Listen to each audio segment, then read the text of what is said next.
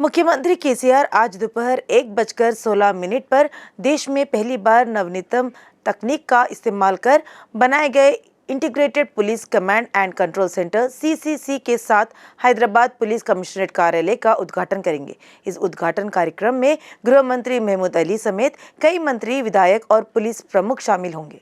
अधिकारियों ने कहा है कि कमांड कंट्रोल सेंटर के उद्घाटन की तैयारियां पूरी कर ली गई है। यह कमांड कंट्रोल सेंटर 5 ब्लॉक में बनाया गया है। 20 मंजिलों के ए ब्लॉक और 15 मंजिलों की बी ब्लॉक का निर्माण किया गया है। B block technology fusion tower है। इसमें सभी पहलुओं के लिए बैकअप वाली तकनीक शामिल है।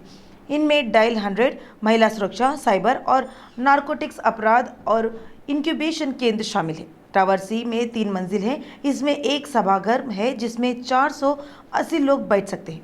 टावर डी में मीडिया और प्रशिक्षण केंद्र है। ब्लॉक ई में कमांड कंट्रोल और डेटा सेंटर सभी विभागों के साथ समन्वय करता है। CCTV मॉनिटरिंग, वॉर रूम और रिसीविंग रूम भी है। तेलंगाना पुलिस ने इतिहास को दिखाने के लिए 14वीं और 15वीं मंजिल पर एक संग्रहालय और गैलरी बनाई गई है।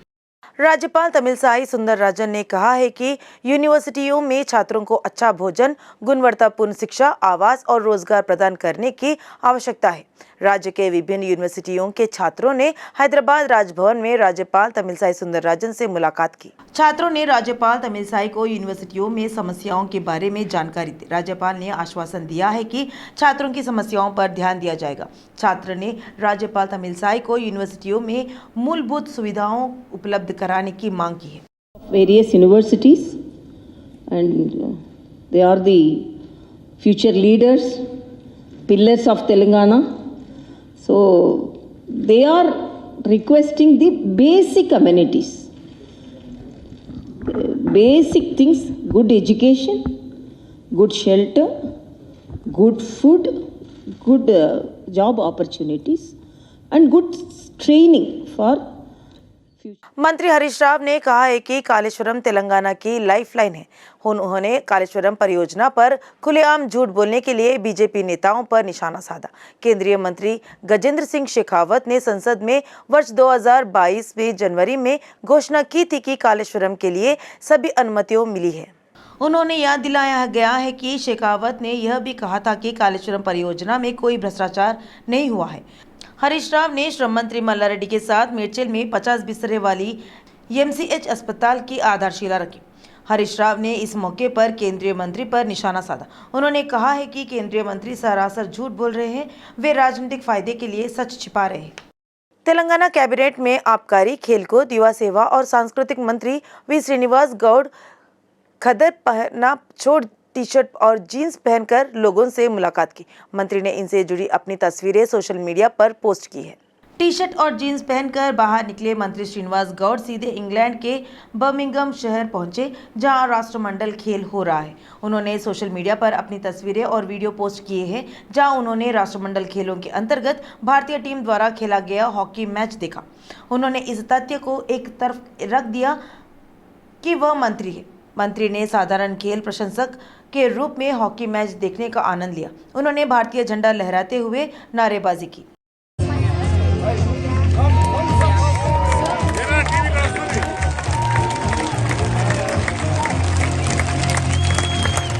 TPCC प्रमुख रेवंत रेड्डी ने एक बार फिर तेलंगाना के दौरे पर आए केंद्रीय जल विद्युत मंत्री गजेंद्र सिंह शेखावत पर तंज कसा। उन्होंने सवाल पूछा है कि केसीआर सरकार के खिलाफ आपके सभी आरोप सही है, लेकिन उनके पर कार्रवाई क्यों नहीं की गई। यह कहते हुए रेवंत रेड्डी ने शेखावत पर टिप्पणी की। रेवंत रेड्डी ने शेखावत की टिप्पणी की और समाचार क्लिपिंग के हवाले से केंद्रीय मंत्री पर तंज कसा। उन्होंने कहा है कि शेखावत जी, आप कह रहे हैं कि केसीआर के लिए कालेश्वरम परियोजना ATM बना है। यह सच है। आपने यह भी आरोप लगाया है कि केसीआर ने केवल कमीशन के लिए कालेश्वरम परियोजना का निर्माण किया है। आपके द्वारा कहा गया यह भी सत्य है कि डिजाइन में खामियां होने से कालेश्वरम परियोजना पानी में डूब गई। इन सभी बातों में सच्चाई है, लेकिन क्या आप केसीआर के शोषण और भ्रष्टाचार के खिलाफ कार्रवाई नहीं करेंगे? इसे भी आप निर्विवाद सत्य कर दीजिए। उन्होंने तंज कसते हुए कहा है कि बेतुकी बातें करना छोड़ो और कड़ी कार्रवाई करने की सोचो। कोमटिरेड्डी राजगोपाल रेड्डी ने कांग्रेस और मुनुगोड विधायक पद से इस्तीफा देने का फैसला किया है, जबकि उनके भाई भुवनगिरी के सांसद कोमटिरेड्डी वेंकट रेड्डी ने यह स्पष्ट कर दिया है कि राजगोपाल रेड्डी के मामले में जवाब नहीं देंगे। उन्होंने कहा है कि राजगोपाल रेड्डी अपनी पसंद की पार्टी में शामिल हुए हैं। इस बारे में वेंकट रेड्डी ने राजगोपाल रेड्डी के खिलाफ रेवंत रेड्डी द्वारा की गई टिप्पणियों पर तीखी प्रतिक्रिया दी।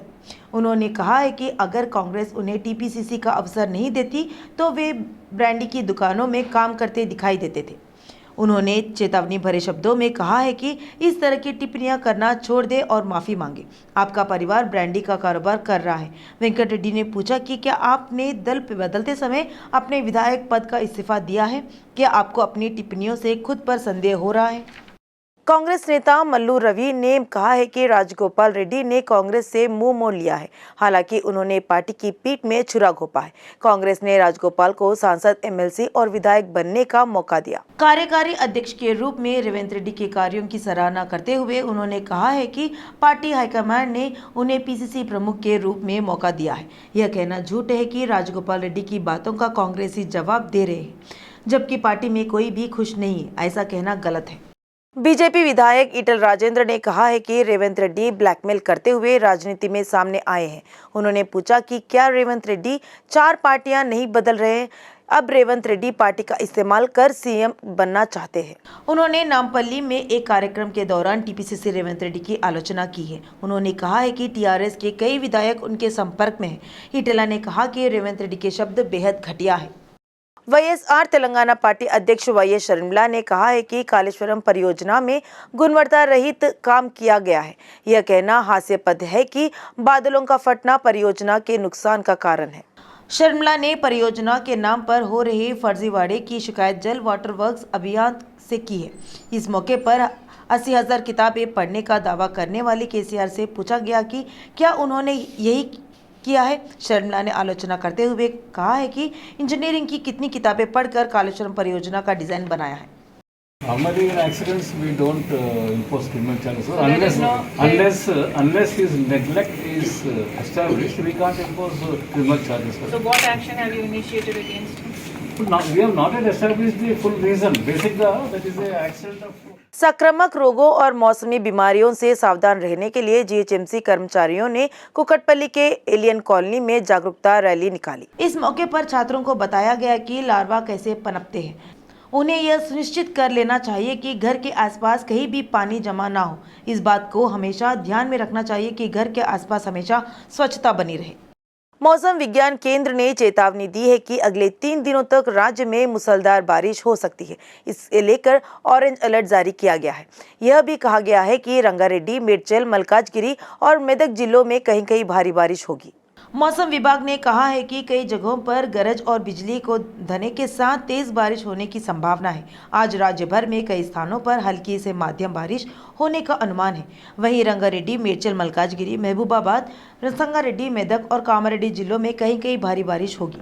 इसको लेकर येलो अलर्ट जारी किया गया है। 5 तारीख को करीमनगर, पेद्दापल्ली, रंगारेड्डी, विकाराबाद, संगारेड्डी और मेदक जिलों में भारी बारिश होगी। तेलंगाना में कोरोना का प्रसार कभी बढ़ता ही जा रहा है तो कभी घटता जा रहा है। बुधवार को राज्य में नए मामले की संख्या 992 हो गई। पिछले 24 घंटों में 41,182 कोरोना टेस्ट किए गए और 992 लोग पॉजिटिव पाए गए। हैदराबाद में जहां 376 नए मामले सामने आए, वहीं रंगारेड्डी में 65, मेडचल मलकाजगिरी जिले में 54, नलगोंडा जिले में 37 और करीमनगर जिले में 57 मामले सामने आए। 842 लोगों का रिजल्ट आना बाकी है। वहीं 852 लोग कोरोना से ठीक हो चुके, कोई नई मौत नहीं हुई। तेलंगाना में अब तक 8,22,663 पॉजिटिव मामले दर्ज किए गए, जबकि 8,12,420 लोग ठीक हो चुके। अन्य 6,132 लोगों का इलाज चल रहा है। राज्य में अब तक कोरोना से 4,111 लोगों की मौत हो चुकी है। विदेशों में कैसीनो चलाकर मनी लॉन्ड्रिंग करने के आरोप में चिकोटी प्रवीण से ईडी लगातार तीसरे दिन पूछताछ कर रही है। ऐसा लगता है कि विदेशों में धन के ट्रांसफर के साथ हवाई भुगतान से संबंधित जानकारी हासिल करने हेतु कई प्रश्न पूछे गए हैं। पहले व दूसरे दिन ईडी ने चिकोटी प्रवीण और माधव रेड्डी से लंबी पूछताछ की। कैसीनो के नाम पर विदेश में कितना पैसा ट्रांसफर किया और किसका किया, इसकी जांच की जा रही है। ईडी पहले ही विदेशी बैंक खाताओं की जानकारी ले चुकी है। कई लोगों को इस बात की चिंता सता रही है कि इस मामले में किसी और का नाम सामने ना आ जाए, जबकि चिकोटी प्रवीण ने साइबर क्राइम पुलिस से उसके नाम से फर्जी अकाउंट बनाने वाले के खिलाफ कार्रवाई करने की शिकायत दर्ज कराई है। उन्होंने शिकायत में कहा है कि उनके नाम को बदनाम करने के लिए इस तरह से पोस्ट किया जा रहा है। वे उन लोगों की जानकारी प्राप्त करना चाहते हैं जिन्होंने उनका फर्जी अकाउंट बनाया है। उसने शिकायत में दावा किया है कि फर्जी अकाउंट के कारण वह काफ़ी मानसिक दबाव में है। सार्वजनिक रूप से और मीडिया के सामने इस फर्जी अकाउंट के कारण उसे बदनाम किया जा रहा है। मारेडपल्ली में बदमाशों की गतिविधियां तेज हो गई है। चाकू से हमला करने पर एएसआई गंभीर रूप से घायल हुआ है। पुलिस ने हमले के चंद घंटे में आरोपियों को गिरफ्तार कर लिया है। घटना की जानकारी मिलते ही डीसीपी चंदा दीप्ति ने एएसआई से मुलाकात की। ओम शांति टिफिन सेंटर के पास बुधवार तड़के करीब 2 बजे एसआई विनय कुमार व पुलिसकर्मी गश्त लगा रहे थे। तभी उन्होंने देखा कि 2 लोग बिना नंबर प्लेट के वाहन पर सवार होकर वाहन चला रहे हैं। उन्हें रोकने का प्रयास करने पर एक शख्स ने एसआई विनय कुमार पर चाकू से हमला कर दिया। पेट और पीठ पर वार करने से वह लहूलुहान हो गए। वहां मौजूद पुलिसकर्मी ने एसआई को नजदीकी गीता नर्सिंग होम में भर्ती कर दिया। डॉक्टरों ने खुलासा किया कि एसआई की सेहत अच्छी है। हमले में शामिल पवन सिंह और संजय सिंह को पुलिस ने हिरासत में ले लिया है। इन दोनों के खिलाफ पूर्व में पीडी एक्ट के तहत कार्रवाई की गई है।